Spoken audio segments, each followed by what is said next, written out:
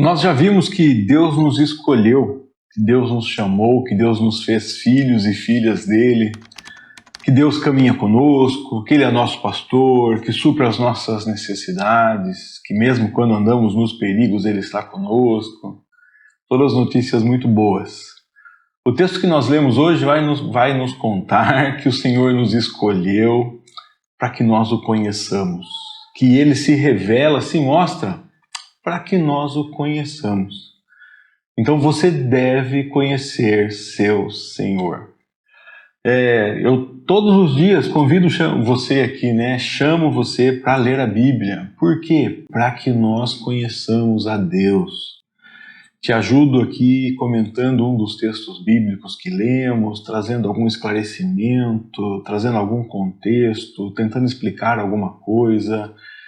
Por quê? Para que você conheça melhor a Deus, porque Deus escolheu você para isso. Nós estamos lendo na nossa porção do Antigo Testamento o livro do profeta Isaías. Hoje lemos dos capítulos 41 até o capítulo 43.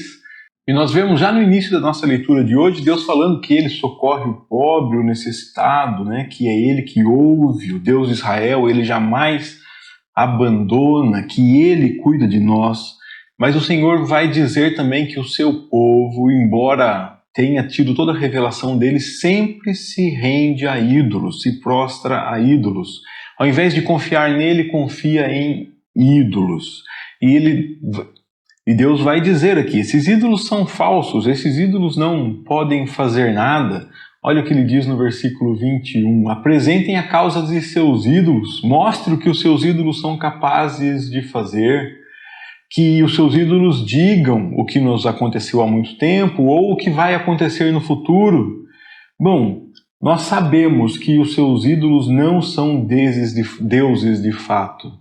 E ele fala assim, façam alguma coisa, faça alguma coisa boa ou má, mas os ídolos não têm capacidade de fazer nada. Façam algo que cause espanto, mas não. Versículo 24. Vocês são menos que nada e nada podem fazer. Constantemente Deus mostra o seu poder, demonstra que Ele é poderoso, e mesmo assim o povo de Deus sempre quer seguir um ídolo, fazer um ídolo, um bezerro de ouro, fazer algo que seja manipulável, porque o nosso Deus não é manipulável, Ele não faz a sua vontade, Ele faz a vontade dEle. É muito mais interessante ter um Deus que faz a sua vontade, pensa só nos movimentos que nós conhecemos aí, nas mandingas, nos trabalhos, nas simpatias. E todos esses movimentos são para que você faça alguma entidade fazer a sua vontade. Então, se você der tantos pulos, caminhar tantos quilômetros, oferecer tais sacrifícios, aquela entidade vai fazer a sua vontade. O nosso Deus não é assim. Ele faz a vontade dele, ele faz o que ele quer, e ele quer que você e eu nos submetamos à vontade dele e nos adaptemos ao jeito dele, adaptemos a nossa vida ao padrão dele. Esse é o nosso Deus, ele não é servido por mãos humanas e ele revela quem ele é para que você o conheça. Para que você conheça que Ele é poderoso e não existe nenhum outro ídolo, nenhum outro Deus semelhante, não existe nada na terra que tenha poder como o nosso Deus. Deus então fala para esse povo no versículo 25, eu vou levantar um líder que invocará meu nome, eu vou dar vitória. E quem é que está dizendo que vai dar vitória? Sou eu sou o Deus que falo e faço. Eu fui o primeiro a dizer que o socorro estava a caminho e eu darei vitória. O meu escolhido me dará alegria, pus sobre ele meu espírito e ele trará justiça às nações. Deus está prometendo que seu povo terá vitória, que seu povo terá salvação. E teve salvação do exílio, teve salvação do Egito, teve várias salvações de inimigos, mas nós vimos a salvação de fato.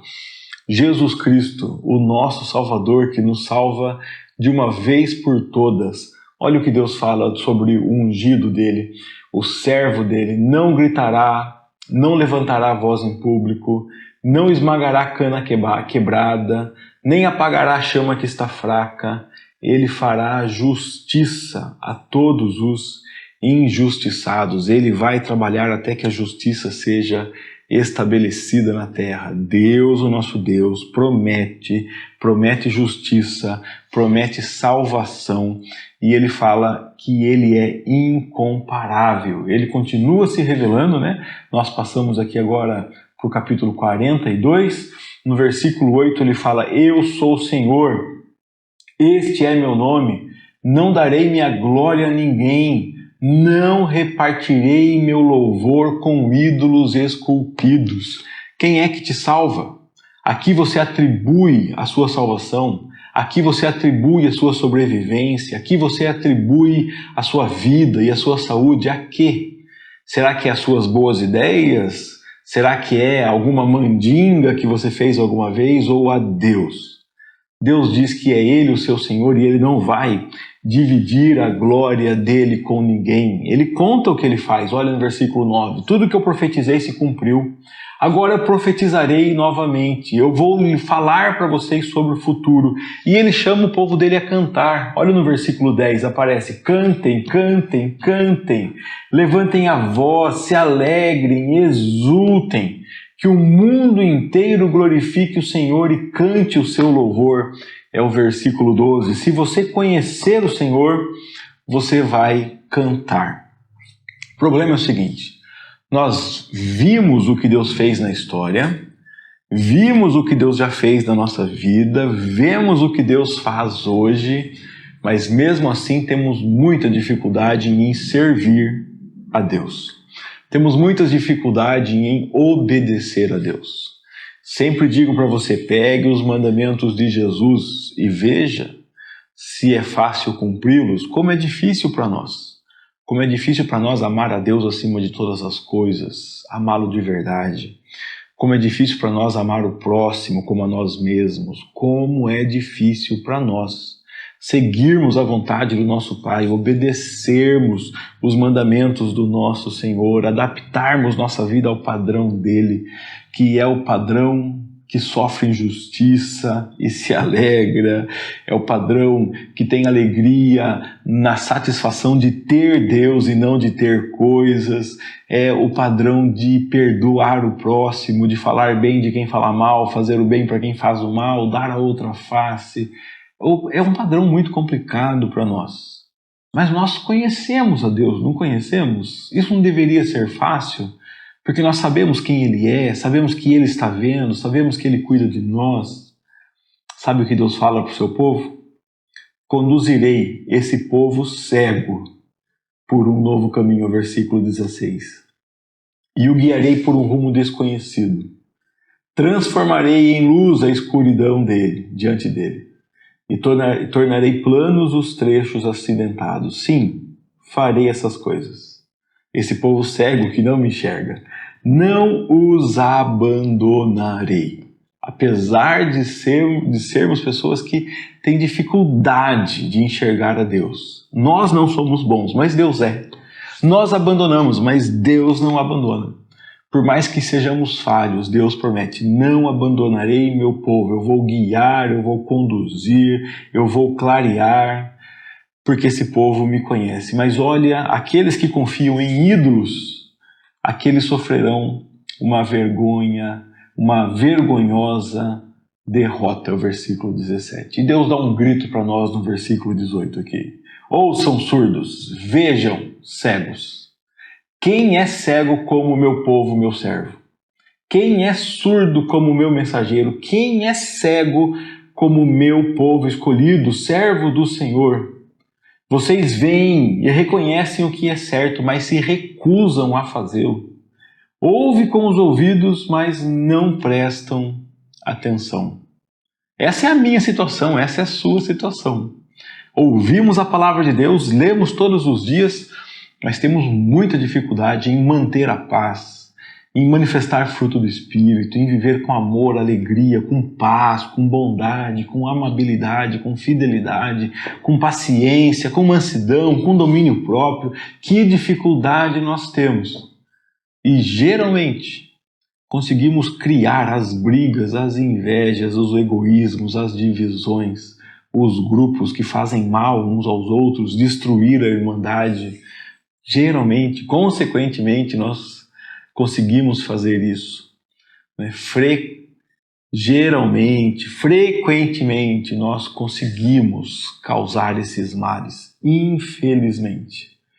Mas, versículo 20, porque o Senhor é justo, Ele exalta a lei. Embora o povo sofra, pague o preço e Deus permita, mas Ele vai nos ensinar. Olha o versículo 24. Quem permitiu que Israel fosse roubado e ferido? Foi o Senhor contra quem pecamos. Porque o seu povo não andou no seu caminho, não obedeceu à sua lei, por isso sofreu. Deus destruiu eles, ficaram envoltos em chamas, sofreram dificuldades, mas ainda se recusaram a entender. Foram consumidos pelo fogo, mas ainda não aprenderam a lição. Esses somos nós. Mas tem aqui uma promessa que vai ser a última que eu vou ler para você. Deus fala assim: não tema, meu povo cego, meu povo surdo, meu povo que não me ouve. Eu o resgatei, eu o chamei pelo nome, você é meu. Não tema. Quando você passar por águas profundas, e vai passar, eu estarei ao seu lado.